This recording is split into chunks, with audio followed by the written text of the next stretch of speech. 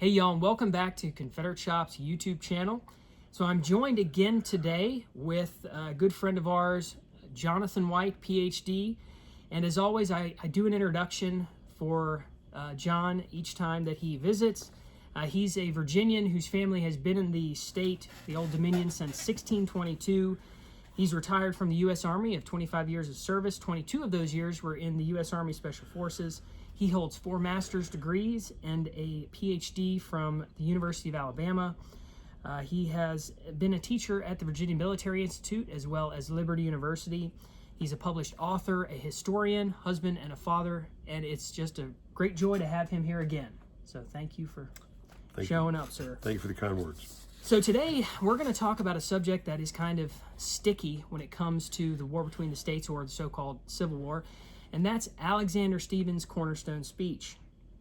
Now, what is Alexander Stephens' Cornerstone Speech? It's probably one of the most talked about speeches online when people want to try to define what the Confederacy was. We see much of our opposition, those who dislike Confederate history, or should I frankly say hate Confederate history, they always use Alexander Stephens' Cornerstone Speech as something to push their agenda, that the war was entirely about slavery, that the war was entirely about this white supremacy. And so we wanted to talk about Alexander Stephens' Cornerstone Speech. So the modern narrative kind of has this definition of what the South fought for from this speech. What to you, the Cornerstone Speech, what is it to you? Is it accurate? What's your take on it? There were a lot of really ugly racial sentiments expressed. If you go and you look at Abraham Lincoln's debates with Douglas, Abraham Lincoln expressed his support for one race to be superior and one race to be inferior, and he advocated for the superior being the white race. So Stephens did the same thing. Stephens was talking about the cornerstone of our society, or is white supremacy or black inferiority. A lot of that was on both sides, Lincoln and Stephens. It was illegal to teach black people how to read or write, even though Stonewall Jackson did it in violation of Commonwealth law. But it was against the law to teach them to read or write because they were worried they're going to read incendiary stuff from New England. And there were all kinds of, the Boston Liberator, as an emancipationist or abolitionist newspaper, was always, suggesting that slaves rise up and kill their masters. And so the slave owner said, I don't want my slaves reading that stuff. So I don't want to learn how to read or write.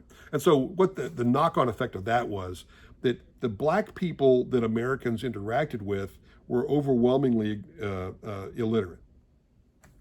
And they would talk a certain way, and they would not be cultured, and they would not be well educated. Some were. Douglas was one of the most literate people in American history, but it's an amazing orator. Anyway, so they just got used to dealing with black people that were illiterate and not well cultured. They came to look down upon them because of that. And I think subsequent events in America would realize that we had a black president and we did okay, and the sun came up and the next day, and it wasn't the end of the world, and so now we live in a post Barack Obama world where they didn't. They lived in a world where the overwhelming majority of black people were illiterate, so they just didn't. It fostered this view that they were inferior. So the cornerstone gets brought up, but that was one man speaking about what mattered to him. There are a number of other cornerstones that other Southern politicians brought up that I'd like to share with your audience, if it's okay. Yeah. Actually, that would be very appropriate because Stephens was the vice president, and I think you had mentioned that there was one from Jefferson Davis himself, the president of the Confederacy. Right. So, well, there's 3 of them here that I found just in the process of doing readings on the period. Robert Toombs ended up becoming the first Confederate Secretary of State. He's a Georgia politician, was a friend of Alexander Stephens, but he said that, this is a quote now, I'm quoting word for word. It said this in November 1860. The cornerstone of this government was the perfect equality of the free, sovereign, and independent states which made it. So obviously to Toombs, the cornerstone is, state equality and sovereignty. Jefferson Davis, in the book Rise and Fall of the Confederate Government, wrote, "The principle of state sovereignty and independence was regarded by the fathers of the Union as the cornerstone of the structure." So there's another cornerstone. Now it's state sovereignty and independence. Toombs, it was free, sovereign, independent states. Davis, it was state sovereignty and independence. And there's a third one. Jefferson Davis also said, "The principle of the sovereignty of the people was the cornerstone of all our institutions." Yeah. So it sort of leads to the question, which cornerstone should we focus on? Right. Those that hate the Confederacy and hate all things Southern will say, well, we need to focus on Stevens. Stevens is the only cornerstone that matters. And we're going to bring, well, you know what? These are perfectly good cornerstones. There's nothing at all wrong with the free and sovereign independent states, or the state sovereignty and independence, or right, the sovereignty of the people. There's nothing at all wrong with those cornerstones. Why do they outweigh Stevens? And I think it's because people have never heard of these, which is the reason why I think we can have, have the YouTube channel to help share that knowledge, is that I feel my cornerstone is more important than Stevens' cornerstone. But well, another thing too is when Stevens gave that speech, which I believe it was in Savannah, Georgia, he was not the vice president of the Confederacy at that time. Not yet. So I mean, Davis and Toombs, their estimation of what the cornerstone is almost seems to have a little more leverage, in my opinion, as to be more historically accurate. Wouldn't you say? Sure, but it's also it's just a debating point where you never let the other side define themselves. If you can, you always define your opponent for you, and so in this case, I think that people haven't heard of these cornerstones, but I think Toombs and Davis, their cornerstones are just fine, and they're still good today. Nothing wrong with those.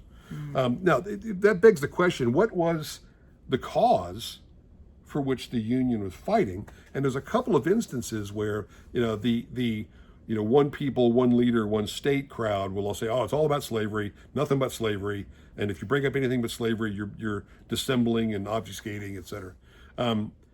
Well, the U.S. Congress declared in July of 1861 what they were fighting for. And this is they passed this in July. He said, this is a quote: "This war is not waged upon our part in any spirit of oppression, nor for any purpose of conquest or subjugation, nor purpose of overthrowing or interfering with the rights or established institutions of the states," which is their code word for slavery, "but to defend and maintain the supremacy of the Constitution and to preserve the Union." Now, interesting, those two things are at variance, because the Constitution does not delegate to the federal government a power to compel a state to remain in the Union, but be that as it may, they were fighting for the supremacy of the Union. So it's an imperialistic goal they're pursuing, and with all the dignity, equality, and rights of the several states unimpaired. And that, as soon as these objects are accomplished, the war ought to cease. So it's an imperialistic war fought for imperialistic purposes. Basically, the Union said, these upstart southern states don't have a right to govern themselves. We're going to govern them for them. And they don't have the power to retract the powers delegated when they ratify the Constitution. You can never leave, even though that's not in the Constitution. There's another one. Very good point. President Lincoln himself said in a famous letter to Horace Greeley, and again, I'm quoting, "My paramount object in this struggle is to save the Union. It is not either to save or to destroy slavery. If I could save the Union without freeing any slave, I would do it. And if I could save it by freeing all the slaves, I would do it. And if I could save it by freeing some and leaving others alone, I would do that." So it's pretty clear between Congress and President Lincoln, what they were fighting for. Right. Yeah. Quote, preservation of the Union, and as we had talked about previously in our last video, money. A big part of that was money too. So if you haven't watched that previous video on part 2 of Fort Sumter and the tariff issues and economic issues involved in that, please go watch that video. But that pretty much sums it up well as far as Stevens' Cornerstone Speech. There are other resources that cite the cornerstone of the Confederacy being something other than white supremacy. So these are some great historical facts and gives you folks something to think about when you are studying the war between the states or the so-called Civil War. So, Jon, thank you so much for coming on today. Actually, is there anything else you wanted to add to that?